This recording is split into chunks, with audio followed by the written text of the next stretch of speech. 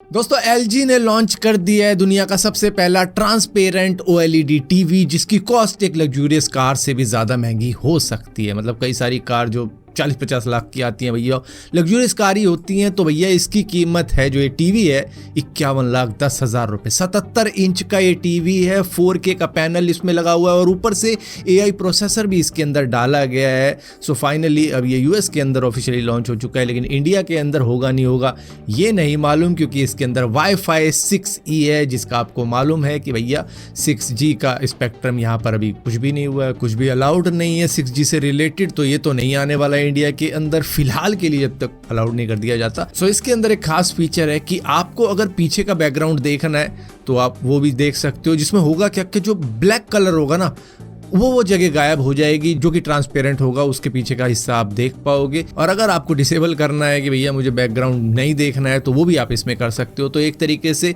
ये ट्रांसपेरेंट भी है और ऊपर से ये नॉर्मल टीवी के जैसे भी एक्ट कर सकता है। दोस्तों, ताइवान की आईफोन मेकर कंपनी फॉक्सकॉन ने तमिलनाडु के अंदर 2000 करोड़ की डॉर्मेट्री प्रोजेक्ट कंप्लीट कर लिए है, जिसके अंदर वो 18,000 वर्कर को रहने की सुविधा दे सकते हैं, जिससे कि कह रहे हैं कि वर्कर्स की लाइफ ईजी हो जाएगी। उनको जो कम्यूट में टाइम लगता था, पैसा लगता था, वो बचेगा। ऊपर से ऑपरेशनल एफिशिएंसी भी काफ़ी ज़्यादा बढ़ जाएगी कंपनी की। और ऊपर से यहाँ पे पार्क वगैरह भी दे रखे हैं, तो वहाँ पर खेल कूद भी की जा सकती है। कैंटीन के अंदर जो खाना दिया जाएगा उस पर सब्सिडी होगी, तो वो सस्ते में मिल जाएगा। और ऊपर से ग्रोसरी स्टोर भी है, जिसके ऊपर भी सब्सिडी लगाई गई है, तो सस्ते में मिलेगा यहाँ पे सामान। तो यहाँ पर बताया ये जा रहा है कि ये मेनली महिला वर्कर्स के लिए बनाया गया है, क्योंकि चेन्नई के अंदर करीबन 41,000 वर्कर हैं, जिसमें से 35,000 सिर्फ फीमेल ही है। तो उनकी लाइफ थोड़ी सी इजी हो जाएगी, मतलब जो आने जाने में टाइम लगता है या फिर इशू आते हैं वो सॉल्व हो सकते हैं। दोस्तों, नए साल के साथ में UPI का रूल भी चेंज होने वाला है व्हाट्सएप पे के लिए। दरअसल बहुत सारे लोग गूगल पे यूज करते हैं, फोन पे यूज करते हैं, लेकिन बहुत सारे लोग अब व्हाट्सएप पे को भी यूज करना शुरू कर चुके हैं। लेकिन यहाँ पर लिमिटेशन ये थी कि आप 5,000 से ज्यादा एक दिन में नहीं भेज पाते थे, तो अब उसको बढ़ाकर 10,000 कर दिया गया। तो कई सारे लोगों के लिए अच्छी खबर है, जो कि व्हाट्सएप का यूज करते हैं अपने कॉन्टैक्ट को थोड़ा बहुत पैसा भेजने के लिए। तो यहाँ पर मैक्सिमम अब 10,000 रुपए एक दिन में भेजे जा सकते हैं। हालांकि जो बड़ी एप्लीकेशन है, जैसे कि गूगल पे हो गया, फोन पे हो गया, भीम हो गया, उनकी जो लिमिट है वो तो 1 लाख रुपए है। लेकिन हाँ, इसके लिए थोड़े से चेंजेस लाए गए हैं, क्योंकि इसकी 5,000 थी, बहुत ही कम थी।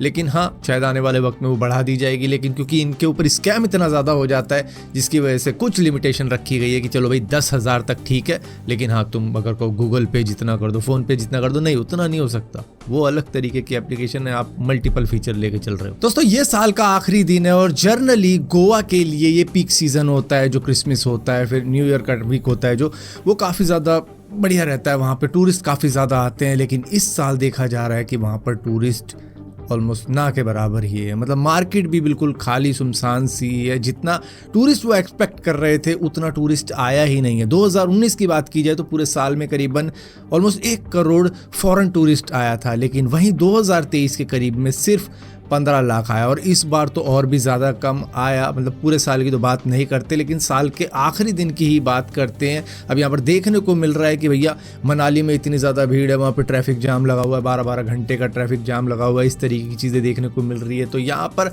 अब गवर्नमेंट के लिए वेकअप कॉल है कि उन्हें कुछ करना होगा। सुनने में ये आ रहा है कि वहाँ का जो टैक्सी माफिया है, उन्होंने अलाउ नहीं किया उन राइड एप्लीकेशंस को जो कि टूरिस्ट यूज़ कर लेते थे और सस्ते में इधर से उधर चले जाते थे। वो भी एक इशू बना और उस तरीके की बातें हुई। और ऊपर से ये भी बताया जा रहा है कि भाई अब तो थाईलैंड इतना ज़्यादा सस्ता हो गया है कि लोग प्रेफर करते हैं कि वहीं चले जाएं, बैंकॉक चले जाएं, बाली चले जाएं या मनाली चले जाएं। मतलब इस तरीके के कई सारे टूरिस्ट प्लेस हैं जहां पर लोग अब जर्नली जाना प्रेफर कर रहे हैं। मे बी कुछ रॉन्ग हुआ है गोवा के अंदर, जिसकी वजह से टूरिस्ट अब वहाँ ना जाके दूसरी जगहों पर जाना प्रेफर कर रहे हैं। तो ये काफ़ी ज़्यादा नुकसानदायक है गोवा के टूरिज्म के लिए। दोस्तों, आपने कई सारी वीडियो के अंदर देखा होगा, जो लोग माइनस टेम्परेचर के अंदर रहते हैं वो अक्सर बॉईल करके वाटर को हवा में जब फेंकते हैं वो एकदम से ही स्नो में बदल जाता है। लेकिन ऐसी ही ट्रिक एक महिला कर रही थी, जो कि चाइना की रहने वाली है, और ऐसा करने पर उसको 2nd डिग्री बर्न हो चुका है, जो कि हॉस्पिटलाइज हो चुकी है उस बर्न का ट्रीटमेंट करवाने के लिए। अब यहाँ पर इन्होंने क्या किया कि इन्होंने एक बॉयलर ही ले लिया डायरेक्टली और उसी से पानी फेंकना शुरू कर दिया और सीधा थोड़ा अपने ऊपर भी फेंक दिया, जिसमें से ज़्यादा पानी निकल गया बजाय कम पानी निकलने के। अगर कम पानी निकलता तो वो स्नो में बदल जाता, लेकिन इन्होंने इतना ज़्यादा पानी फेंका कि इनके ऊपर ही आकर गिर गया और अब ये हॉस्पिटलाइज है।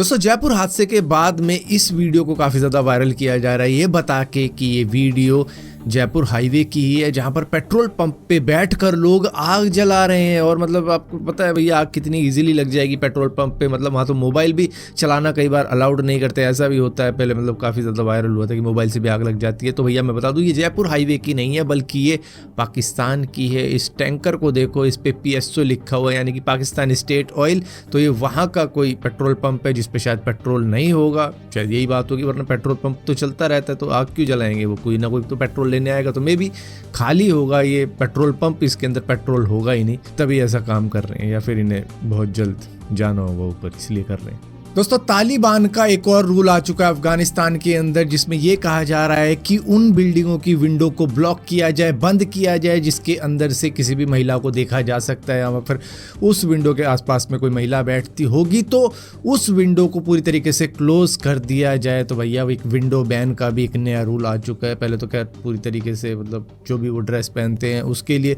कहा गया था कि महिला जब भी बाहर जाएगी वो पूरी मतलब जो क्या बोलते हैं उसे बुर्खा, उसको पहन के निकलेगी। और ऊपर से अब ये भी रूल लगा दिया है कि भैया विंडो तक ब्लॉक कर दी जाए उस घंटे की। तो एक तरीके से घर को भी बुर्खा पहनाने वाला ये एक तरीका है कि पूरी तरीके से विंडो ब्लॉक कर दो। और उससे पहले इन्होंने रूल निकाला था कि कोई भी महिला वर्क प्लेस पर नहीं जाएगी, एजुकेशन के लिए नहीं जाएगी, पब्लिक स्पेस में मतलब काम करने नहीं जाएगी। तो इस तरीके की चीज़ें अप्लाई की गई थी। हालांकि छोटी बच्चियों को जाना अलाउड किया गया था। अब ये कह रहे हैं कि भैया विंडो भी ब्लॉक कर दी जाए। मेरे को ऐसा लगता है कि भाई तुम्हें इतनी ही दिक्कत है महिलाओं से, तो भाई उन महिलाओं को दूसरे देश में भेज दो, तुम मर्द ही संभाल लो अपनी कंट्री।